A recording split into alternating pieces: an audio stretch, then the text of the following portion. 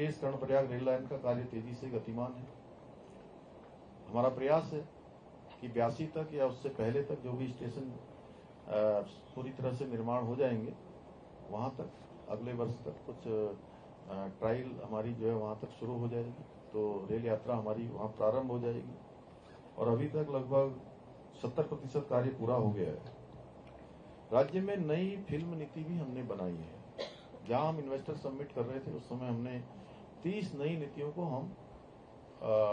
नई नीतियां हमने बनाई थी, कुछ संशोधित की थी। उसमें से फिल्म नीति और पर्यटन नीति और अन्य नीतियां बनाई थी। तो फिल्म नीति के तहत उत्तराखंड में गढ़वाली, कुमाऊनी, जौनसारी आदि ये क्षेत्रीय भाषाओं में फिल्मों को कुल लागत का 50% अथवा 2 करोड़ रुपए तक की सब्सिडी देने का भी हमने इसमें प्रावधान किया है, जिससे कि हमारे स्थानीय जो कलाकार हैं, स्थानीय जो निर्माता हैं, वो प्रोत्साहित हों, उनको कहीं न कहीं मदद मिले। राज्य में जो हमारे बहुत सारे युवा हैं जिनके पास अपने संसाधन कम है लेकिन उनके अंदर कौशल है, स्किल्ड है और काम करना चाहते हैं, आगे बढ़ना चाहते हैं, तो उनके अवसर उस मार्ग में उनके संसाधनों की कमी बाधा न बने, इसके लिए हमने स्टार्टअप के क्षेत्र में 200 करोड़ रुपए का वेंचर फंड भी बनाया है।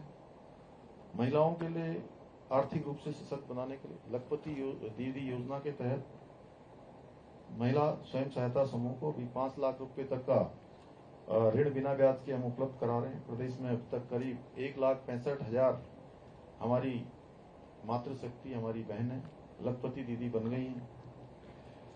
मुख्यमंत्री हमने अपने संकल्प पत्र में 2022 के चुनाव में ये संकल्प प्रस्तुत किया था उत्तराखंड की जनता के समक्ष कि हमारी सरकार के गठन होने के बाद हम गरीब परिवारों को, अंत्योदय के परिवारों को 3 गैस के सिलेंडर साल भर में रिफिल करके देंगे। 3 गैस के सिलेंडर उनको भर को देंगे।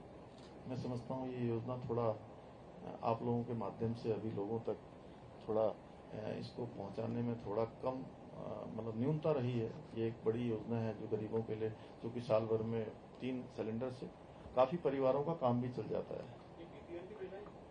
अंत्योदय की यहाँ लगभग 1,85,000 परिवारों को 3 गैस के सिलेंडर साल में हम भर के दे रहे हैं। इस समय वाइब्रेंट विलेज योजना के अंतर्गत सीमांत के 51 गांवों का भी चयन किया जा रहा है और उनका सुनियोजित विकास जो भारत सरकार की योजना है, उसी योजना से प्रेरणा लेकर हम उसको आगे बढ़ा रहे हैं। और इसके तहत मैं अभी भारत के पहले गांव, उसको भी पहला गांव कहेंगे, मिलम क्षेत्र, जोहार घाटी में, जो एशिया का सबसे बड़ा ग्लेशियर भी उस क्षेत्र में विद्यमान है। मैं उस क्षेत्र में भी गया। हमारे प्रधानमंत्री जी का मैं धन्यवाद करता हूँ कि चाहे वो माणा हो, चाहे वो मुखवा हो या आदि कैलाश हो, ऐसे क्षेत्रों का भ्रमण करने वाले, ऐसे क्षेत्रों पर जाने वाले वो देश के पहले प्रधानमंत्री हैं। और उनके जाने के बाद इन क्षेत्रों में आने वालों की संख्या, पर्यटकों की संख्या बहुत बड़ी संख्या में बढ़ी है। इसके अतिरिक्त एक काम हमने और किया था, एक निर्णय लिया था, वृद्धावस्था पेंशन, विकलांग पेंशन और विधवा पेंशन, इसकी धनराशि कम थी, इसको भी हमने 1,500 रुपए करने का निर्णय लिया था। भारत सरकार की अपनी एक गाइडलाइन है, लेकिन उसमें हमने राज्य सरकार की तरफ से इसका प्रावधान किया। पहले परिवार में केवल अगर 2 दंपत्ति होते थे तो 2 दंपत्तियों में से एक को पेंशन मिलती थी, एक को नहीं मिलती थी। कई बार आपस में उनकी खींचतान भी होती थी। हमने इसको भी समाप्त किया और दोनों ही बुजुर्ग दंपत्तियों के लिए पेंशन का प्रावधान किया है। पहले ये पेंशन, इसका भुगतान 3 माह में होता था, लेकिन हमने सबकी, चूंकि मुझे कई लोगों ने बताया कि उनको प्रत्येक माह इसकी आवश्यकता होती है, तो इसको 3 माह की जगह प्रत्येक माह करने का भी, प्रत्येक माह भुगतान करने का भी निर्णय लिया।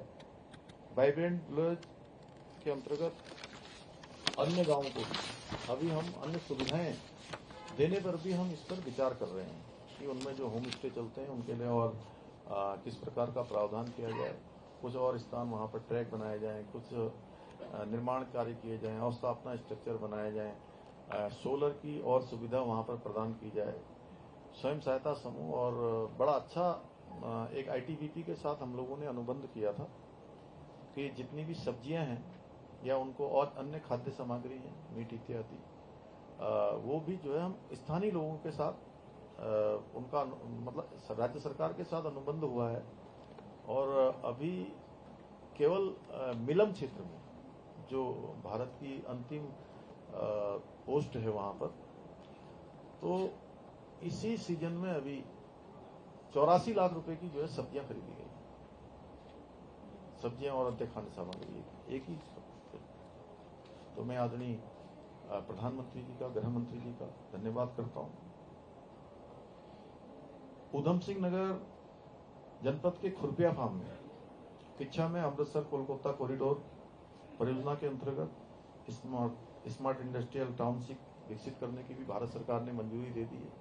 हमने भी 1000 एकड़ जमीन उसकी हस्तांतरित कर दी है और इसमें भी लगभग 50,000 से ज्यादा रोजगार का सृजन होने वाला है। एक बड़ा निवेश वहां पर हो रहा है, पूरे उत्तराखंड के लोगों को उसमें रोजगार भी मिलेगा। स्वास्थ्य के क्षेत्र में वहीं पर एम्स का सैटेलाइट सेंटर बन रहा है। देहरादून और पंतनगर दोनों हवाई अड्डे हमारे अंतर्राष्ट्रीय स्तर के मानकों के अनुरूप बने, उसके लिए भी हमारा सभी प्रयास हो रहा है। भारत सरकार की तरफ से भी पूरी तरह से हमको सभी में विश्वास दिया गया है, सहमति दी गई है, इस क्षेत्र में काम होगा। इसके साथ ही राज्य में पलायन की समस्या के लिए भी हम काम कर रहे हैं। पलायन आयोग ने भी काम किया है और कोरोना महामारी के बाद एक बड़ी संख्या में लोग रिवर्स पलायन करके वापस भी लौटे हैं। हमारे राज्य में इस वर्ष हमारे लिए एक बड़ी उपलब्धि थी कि राष्ट्रीय खेलों का आयोजन भी हुआ। 38वें राष्ट्रीय खेल यहाँ संपन्न हुए और उसमें एक अच्छा अनुभव ये रहा कि हमारे राज्य के खिलाड़ियों का पदक तालिका में स्थान काफी पीछे राष्ट्रीय खेलों में होता था। इस बार पदक तालिका में हमारा स्थान काफी ऊपर गया और 103 पदक जीतकर हमारे राज्य के खिलाड़ियों ने एक नया इतिहास बनाने का भी काम किया। देवभूमि अब खेल भूमि की ओर भी प्रशस्त हुई है। आगे चलकर अनेक खेल की संभावनाएं हैं। हम 8 शहरों में स्पोर्ट्स लीगेसी प्लान भी बना रहे हैं, जिसके तहत 23 अकादमियों की स्थापना की जाएगी। राज्य का पहला खेल विश्वविद्यालय भी बनाने का सारा प्रावधान हो चुका है। विधानसभा से भी उसमें जो प्रक्रिया होनी थी वो सब हो गई है। सिलक्यारा टनल रेस्क्यू आपदा में राज्य के प्रभावित क्षेत्रों में त्वरित रूप से सहायता उपलब्ध करानी हो। सिलक्यारा टनल तो आज पूरे देश और दुनिया के लिए एक उदाहरण बन गया है और इसके लिए हर वर्ष 28 नवंबर से एक बड़ा कार्यक्रम आयोजित होता है, जिसमें पूरे देश और दुनिया के अनेक वैज्ञानिक, अनेक विशेषज्ञ इसमें भाग लेते हैं, प्रबंधन करते हैं। खनन के क्षेत्र में भी प्रभावी प्रबंधन करते हुए जहां राजस्व हमारा 300-350 करोड़ का होता था, वो आज बढ़कर 1200 करोड़ के लगभग पहुंच गया है। और एक भारत सरकार की तरफ से भी इसमें जो शीर्ष के राज्य हैं, उन शीर्ष के राज्यों में हमारा उस अंक तालिका में स्थान आया है और 100 करोड़ रुपए की धनराशि भारत सरकार की तरफ से भी हमको उपलब्ध कराई जा रही है। पिछले वर्ष हमारे यहाँ पर G20 के भी 3 कार्यक्रम आयोजित हुए, अच्छा आयोजन उसका भी हुआ। आर्थिक प्रबंधन के क्षेत्र में आप सब पढ़ ही रहे होंगे कि उसमें भी जो हमारे जैसे राज्य हैं, उन राज्यों की श्रेणी में अच्छा वित्तीय प्रबंधन करने के लिए, अच्छा बजट सरप्लस करने के लिए रेवेन्यू के अनेक क्षेत्रों की जो खोज करके उसका एक अच्छा पोटेंशियल उपयोग में लाकर हमने पूरे देश के अंदर दूसरा स्थान प्राप्त किया। ये सब हमारे लिए ये सब हमारी अनेक उपलब्धियां हैं और बहुत सारे क्षेत्रों में, चाहे आज सतत विकास के लक्ष्यों को प्राप्त करना हो, उसमें हम पहले स्थान पर हैं। बेरोजगारी दर कम करनी हो, उसमें भी 4.4% की कमी लाकर रोजगार देने के मामले में भी हम आगे बढ़े हैं। तो ऐसे कुछ विषय थे जो मैंने आपके समक्ष रखे हैं। राज्य की जनता से, हमारे जनप्रतिनिधियों से, कर्मचारियों से, युवाओं से, हमारे सभी क्षेत्रों में काम करने वाले सभी युवा साथियों से हम सब ये अपेक्षा करते हैं कि हमारे प्रधानमंत्री जी का जो हमारे राज्य के बारे में सोचना है, जो बाबा केदार के प्रांगण में उनके मुंह से निकले हुए शब्द थे, वो शब्द कोई सामान्य शब्द नहीं थे।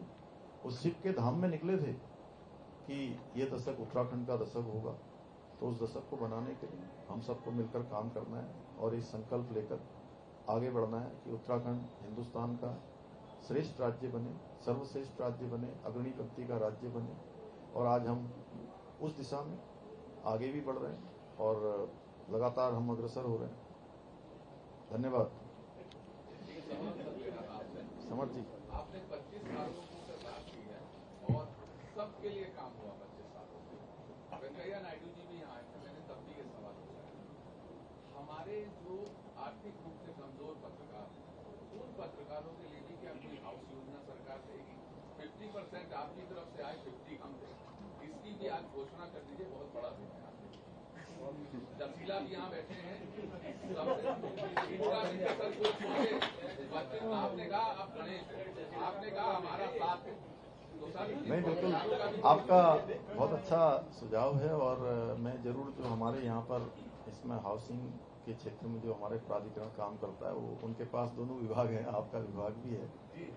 मैं उनसे कहूँगा कि जो है वो कोई जगह, और आप भी कोई जगह अगर बता देंगे तो निश्चित रूप से मैं ऐसा मानता हूँ कि हमारे नहीं, मैं ऐसा मानता हूँ कि आप लोगों के साथ साथ जिन लोगों ने भी इस क्षेत्र में काम किया है, उन क्षेत्रों के लिए कुछ प्रावधान ऐसा जरूर होना चाहिए, क्योंकि कठिन परिस्थितियों में काम करते हैं और देहरादून जैसे स्थानों पर अगर उनको घर मिल जाएगा तो मुझे भी बहुत संतोष होगा।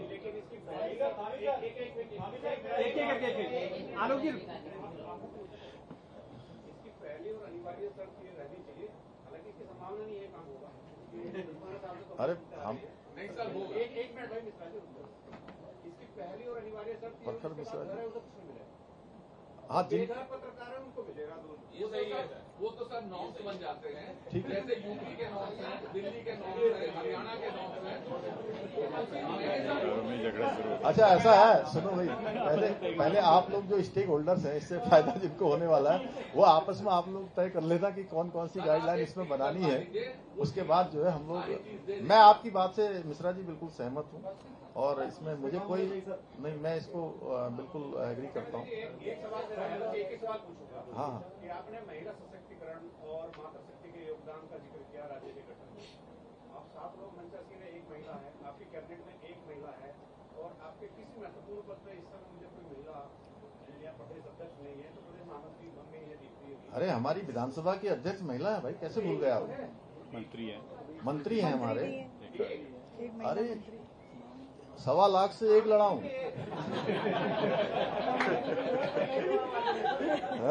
सारे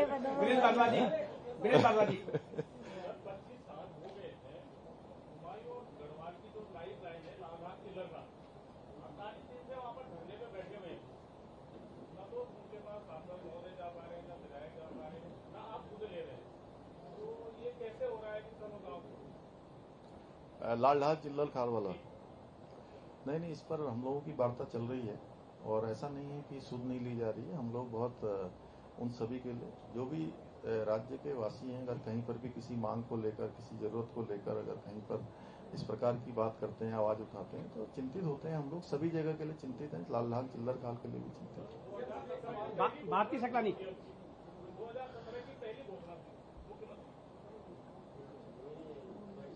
भारती जी, 25 साल में अगर हम हेल्थ सर्विसेज को देखते हैं तो उस तरीके से नहीं हो पाया। अभी आप देखिए चौकिया वाला मामला जो है, वहाँ से पैदल चलकर लोग अब देहरादून तक आ गए, तो ये एक बड़ी समस्या है। हम उनसे भारती जी बात कर रहे हैं और निश्चित रूप से मैं लगातार उनके संपर्क में हूँ और जो भी उनकी, देखिए मैं आप लोगों के सामने कहने में मैं कोई ऐसी अपने को कोई मैं संकोच नहीं करता, शर्म नहीं करता। जो मैं कर सकता हूँ, मेरी सरकार कर सकती है, जो बेस्ट से बेस्ट एफर्ट्स कर सकते हैं। हम ऐसे नहीं है कि ये आपके सामने बोल देंगे कि ये भी कर देंगे, वो भी कर देंगे और नहीं हो सकता तो हम आप मना करेंगे और कहेंगे। मैं उनके साथ बैठूंगा और उनसे पूछूंगा कि भाई जो अभी राज्य सरकार कर सकती है, जो प्रावधान हो सकता है, आप बताइए, जो भी बेस्ट पॉसिबल होगा हम लोग करेंगे उनके लिए। दीपिका जी, अस्पताल में पिछले 4 साल में देखा जाए तो 194 लोगों ने ज्वाइन किया और तकरीबन 60 लोग छोड़कर जा चुके हैं और मानना यह है कि कुछ राज्य हैं जहां एमपीए ऑप्शनल है, लेकिन उत्तराखंड में एमपीए सरकारी डॉक्टर को लेना पड़ेगा। सरकार का राजस्व निकाल रही है, तो इसके लिए क्या? मैं इस बारे में जरूर जानकारी करके कहाँ पर कोई अगर सुधार की गुंजाइश है तो उसमें सुधार करेंगे निश्चित रूप से। सर मेरा सवाल है, आपने अपने कार्यकाल के बहुत सारे उपलब्धि गिना दी है। अब दानिश जी तुम बताओ पहले। सर एक सवाल ये है कि प्रदेश को लगभग स्थापना का 25 साल मना रहे हैं। कुछ लोगों के अगर व्यक्तिगत प्रश्न हो तो मैं रुक जाऊंगा, अकेले बता देना। जो सामूहिक रूप से हैं वो बताइए आप। मैं रुक जाऊंगा, कोई बात नहीं, मेरे को कोई आज ऐसा नहीं है। आप लोगों से मैंने शुरुआत करी है आज। प्रदेश में कुछ गाँव ऐसे हैं जिन्हें वन ग्राम कहा जाता है और इन 25 सालों में वो मूलभूत सुविधाओं के लिए अभी भी तरस रहे हैं, जैसे सड़क, चिकित्सा, बिजली।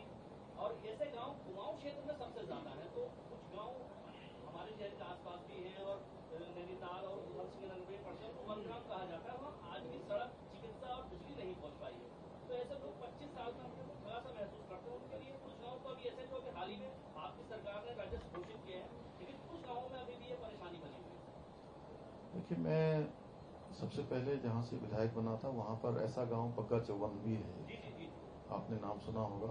और लालकुआ में हमारा बिंदु खत्ता क्षेत्र भी है, रामनगर के आसपास के भी काफी क्षेत्र हैं।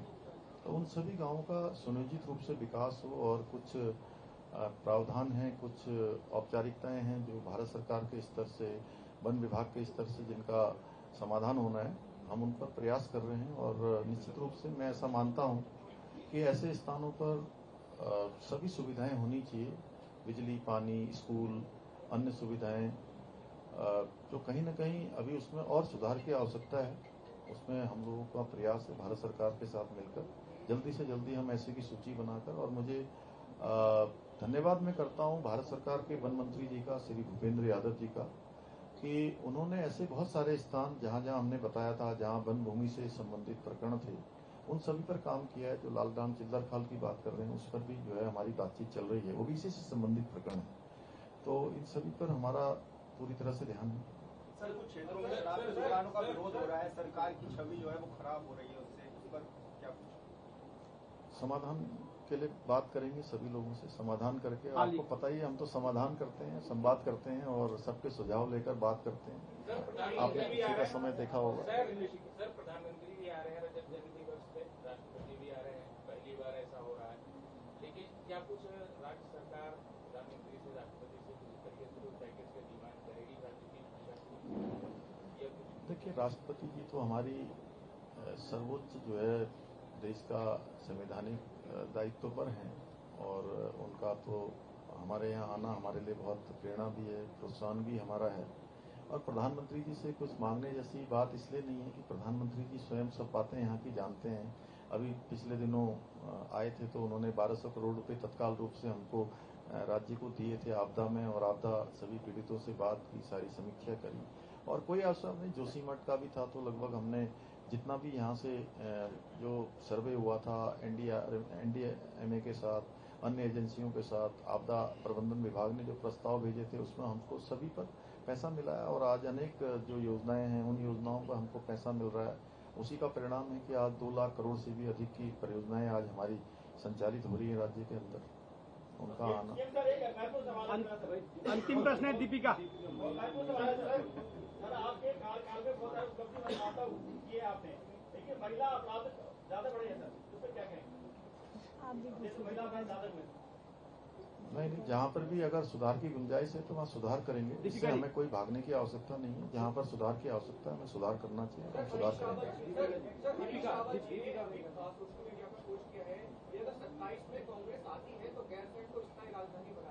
हम लोग पहले ही जो है हमारी सरकार जो है वहाँ पर गैरसैंण को जो है ग्रीष्मकालीन राजधानी बना चुकी है। दीपिका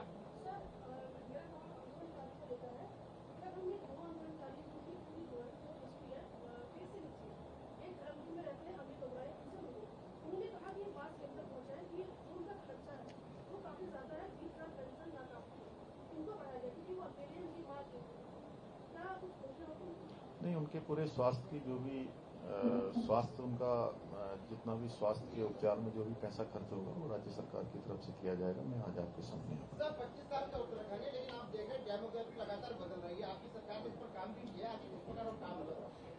ये हमारा संकल्प है कि उत्तराखंड की डेमोग्राफी को जो बिगड़ चुकी है उसको अब और बिगड़ने नहीं देना है।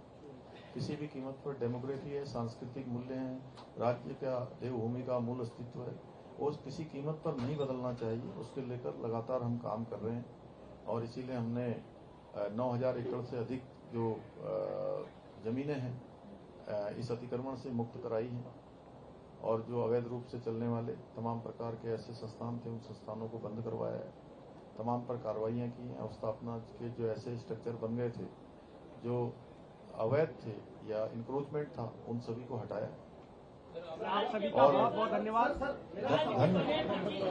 लेकिन राज्य आंदोलनकारियों के बहुत सारे मुद्दे हैं जो अभी तक हल नहीं हो पाए। बहुत सारे हमने हल किए हैं और बहुत सारे हल आगे भी करेंगे। चलिए, आप सभी का बहुत बहुत धन्यवाद और आप सभी शुभ मुसलमान पर सादर आमंत्रित हैं।